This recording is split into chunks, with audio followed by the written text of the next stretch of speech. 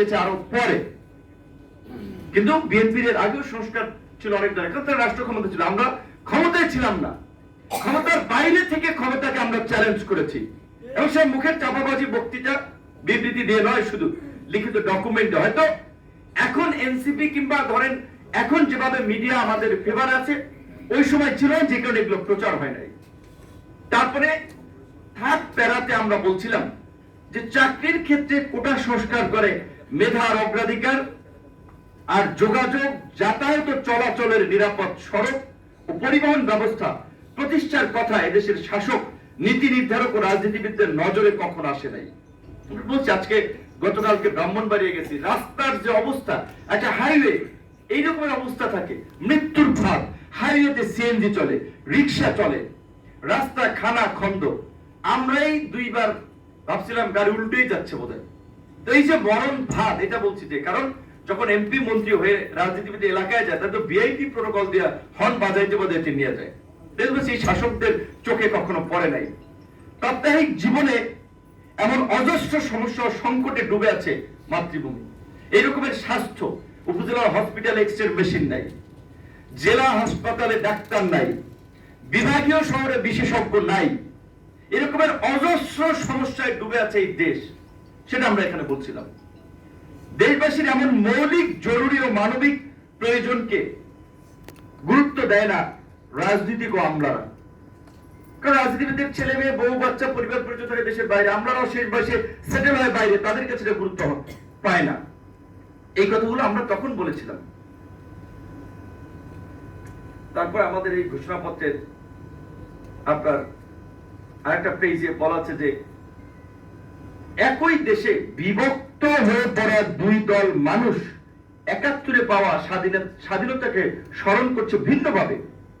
দুই পক্ষের মূল্যায়ন একেবারেই বিপরীত অবস্থান ও ভিন্ন অভিজ্ঞতা। যা কেউ বলছে স্বাধীনতার ঘোষক জিয়া, কেউ বলছে শেখ মুজিব, কেউ বলছে আওয়ামী লীগের নেতারা কলকাতায় তাস খেলছেন মুক্তিযুদ্ধের সময়, কেউ বলছে আমরাই সে সময় মুক্তিযুদ্ধে ঝাঁপাই পড়ছি। বিভিন্ন ধরনের বাহাস এবং বিতর্ক। আবার কেউ কাউকে বলছে মুক্তিযুদ্ধের পক্ষের শক্তি, কেউ বলছে বিপক্ষের শক্তি। সেটা আমরা বলছিলাম যে এই স্বাধীনতাকে এভাবে পৃথিবীর কোন দেশে এভাবে বিভক্ত ভাবে স্মরণ করে না, কিন্তু আমাদের দেশে সেটা চলছে। কাজেই এই বিভাজন থেকে, এই দুর্বৃত্তায়ন থেকে, এই অপরাজনীতি থেকে আমরা এই দেশ এবং দেশের মানুষকে মুক্ত করতে চাই। আমরা একটা শান্তি, সম্প্রীতি, সহনশীলতার রাজনীতি তরুণদের মাধ্যমে এই জাতিকে উপহার দিতে চাই। তারপরে আমরা একটা কথা বলছিলাম শেষের দিকে যে এই দেশকে একটা সবল ভিত্তির উপরে দাঁড় করাতে হবে। দাঁড় করাতে হবে গণতন্ত্র, মৌলিক অধিকার, সুশাসন, ন্যায় বিচার, স্বাধীনতা, সার্বভৌমত্ব ও বিশ্বের ভ্রাতৃত্বে বিশ্বাসী জাতি হিসেবে। আমরা জাতি পুনর্গঠন যে প্রয়োজন সেটা বলছি, সেই জাতির পুনর্গঠন, সেখানে গণতন্ত্র, মৌলিক অধিকার, সুশাসন, ন্যায় বিচার, স্বাধীনতা নিশ্চিত করা হবে। সেই বিষয়গুলো কিন্তু আমরা আমাদের এই ২১ দফার ঘোষণাপত্রে কিন্তু আমরা বলেছি।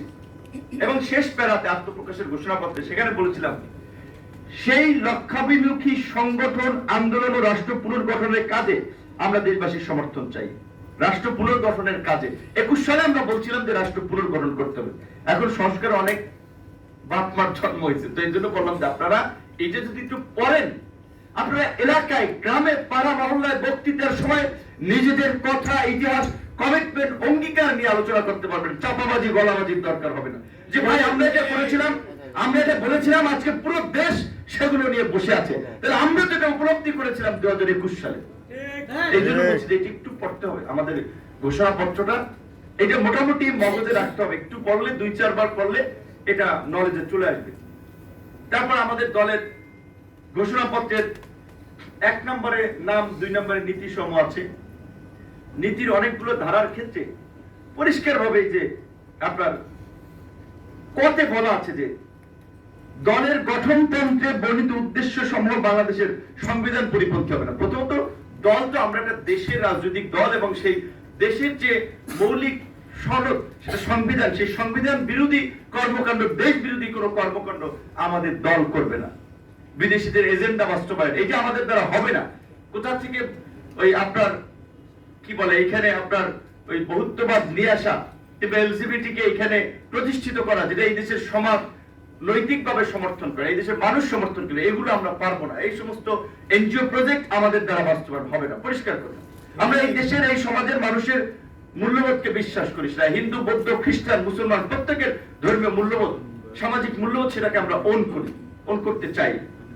আমাদের খতে আমরা কিন্তু বলছিলাম যে দলের গঠনতন্ত্রে ধর্ম, বর্ণ, গোত্র, ভাষা বা লিঙ্গ ভেদে কোনরূপ বৈষম্য প্রতীয়মান হবে না।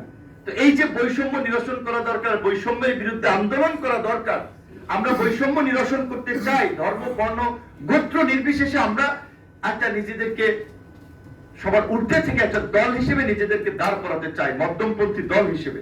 এইটা তো আমরা 2021 সালেই বলেছিলাম।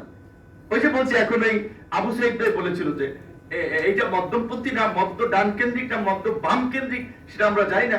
আমাদের ঘোষণাপত্র, আমাদের একটা রাজনৈতিক ঘোষিত নীতি, আদর্শ, লক্ষ্য, উদ্দেশ্য আছে, আমরা প্রচার করতে পারি নাই। সেই জন্য এখন মানুষের কাছে নিয়ে যাওয়াটা জরুরি। এখানে